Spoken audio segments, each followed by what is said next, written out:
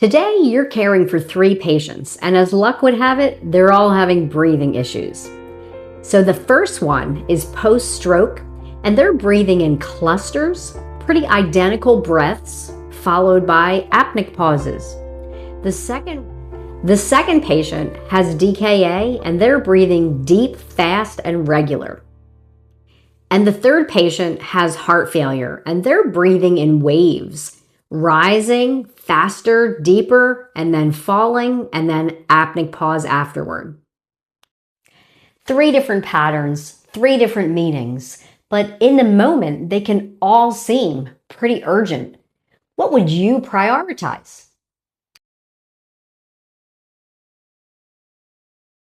Students often struggle here because in a stressful moment, these breathing patterns all look pretty similar. But this is where judgment comes in, not just memorization. You're trying to figure out exactly what the body's trying to tell you, not just naming a pattern. Before we make any plans, it's time to pause and think, what is going on here? So each one of these breathing patterns is giving us a different clue of what's going on with the body, what the body's trying to tell us. The first is Biot's. Biot's means that there is a brainstem problem. In other words, the brain is broken.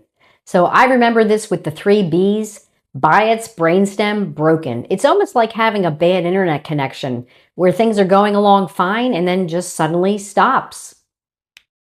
Next is Kussmaul's. It's a metabolic fix. So our body recognizes that it's in an acidotic state, such as DKA, and it breathes faster and deeper to try to get rid of carbon dioxide, to blow off the CO2. So I remember this by Kussmaul's with a K and ketoacidosis with a K. And the third one is Cheyne-Stokes Breathing. So this one's a little bit more complicated, but I remember it with the C's. Cheyne-Stokes carbon dioxide correction. So what's happening is our body normally signals to breathe when we have high carbon dioxide levels. But in Cheyne-Stokes breathing, which often happens from a perfusion problem related to the heart or a stroke problem, we're seeing a delay in the feedback loop, and our body doesn't know where the carbon dioxide levels are.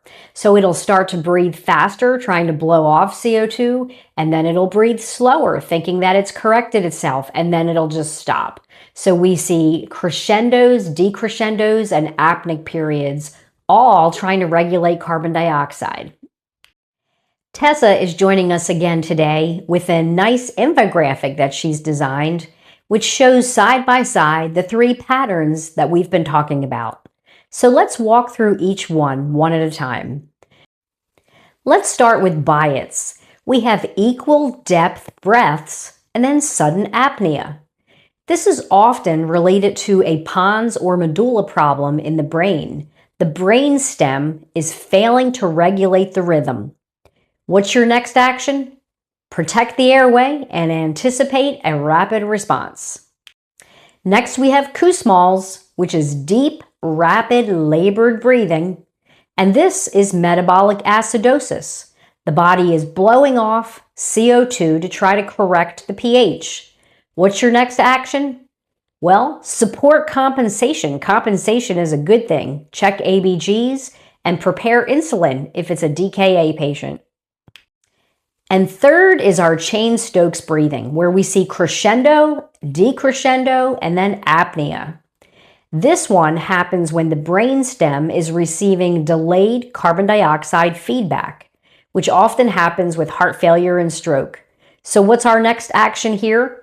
Well, we have to assess perfusion. And if we see any type of perfusion problems, such as pulses that are weak or blood pressure that is low, we're going to want to notify the provider right away. Thanks, Tessa. That was a great infographic that really explains these 3 breathing patterns very well.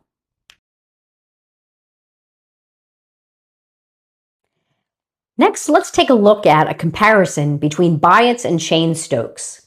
See, this is where students really often get tripped up. Biot's and Cheyne-Stokes both have apnea, but only one has a predictable rhythm. Cheyne-Stokes is predictable. Biots is chaotic. It's unexpected. We never really can predict when or how often the breathing is just going to stop. So here's the nuance. Biots might be telling us that we're going to have impending respiratory failure. Cheyne-Stokes might be telling us that we have a perfusion problem, and Kussmaul's might be telling us that the body's compensating, and actually, even though it looks scary, it's doing a great job.